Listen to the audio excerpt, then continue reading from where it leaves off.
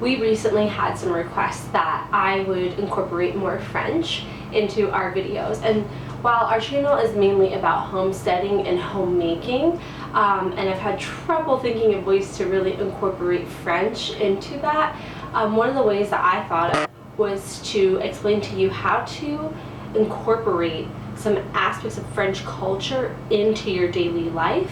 And I feel like each of these 5 ways that I'm going to talk about are very synonymous with the goals of homesteading and those who are looking for a simpler life. So I'm going to be speaking in French. I will have subtitles in English. Those of you who are familiar with translation work will know that it's not going to be word-for-word translation. I will go for overall meaning and the gist of what I am saying. So if you're trying to read word for word right along with what I am saying into the other language, you might find here and there where it doesn't exactly match up. And that's okay, because that's a part of translation and interpretation. D'accord. Il y a des choses que vous pouvez faire d'incorporer la vie française dans votre vie. Premier, je vais chercher mes notes ici. I'm going to look at my notes over here un petit peu, a little bit.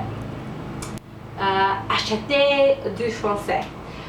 Faites des petits changements vos habitudes d'achat. Au lieu de Smuckers, achetez de la bonne maman. Pour la décoration intérieure, essayez Rabbit Hill Lifestyle. C'est un brand vendu par Kat.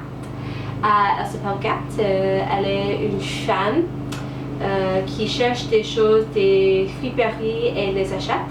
Puis elle les vend sur sa boutique en ligne. Lien dans la boîte de description.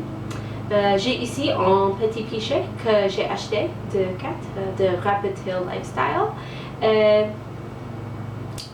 C'est de poterie de Digoin à France. Et c'est bleu, clair. Je ne sais pas si vous pouvez voir donc la lumière et avec la caméra, mais c'est bleu clair. Et aussi, j'ai une serviette de lin blanc et noir. C'est très simple. C'est une serviette que je peux utiliser dans la cuisine ici. Et pour des décorations sur la table, peut-être quelque chose comme ça. Donc, un pichet, c'est une serviette que j'ai achetée de Rabbit Hill Lifestyle. C'est une façon facile d'incorporer les articles français dans votre maison. Au marché familier local, pas de Kroger ou Walmart, les Français aiment les choses, les nourritures françaises et cuisinent la plupart des les repas chez eux. Ou mieux encore, cultivez votre propre jardin de nourriture. Vous pouvez faire du jardinage, ou vous pouvez acheter d'une fermier local. C'est une bonne chose de faire pour tout le monde. Numéro 3. Arrêtez d'acheter du pain emballé dans un sac en plastique. Les Français achètent le pain frais. C'est dégoûtant d'acheter le pain dans un sac de plastique. C'est bizarre pour les Français, c'est dégoûtant. C'est pas quelque chose qu'on veut en France. Au lieu de cela, essayez d'acheter du pain frais dans une boulangerie ou faites-le vôtre. Puis, une recette de pain facile est liée sur-dessus si vous voulez faire du pain pour vous-même. C'est très facile et ça goûte beaucoup mieux que le pain de l'épicerie Kroger ou Walmart. Numéro 4. Moins et plus. Les Français n'ont pas beaucoup de vêtements, n'ont pas beaucoup de choses en général. Essayez de vous débarrasser de 5 articles par mois, ou plus si vous le souhaitez. essayez cette règle-là. Pour chaque article que vous introduisiez dans votre maison, pour chaque article non consommable que vous introduisiez dans votre maison, débarrassez-vous d'un article. Échange un pour l'autre. Les Français appréciaient leur simplicité et les gens ne valorisent pas le matérialisme.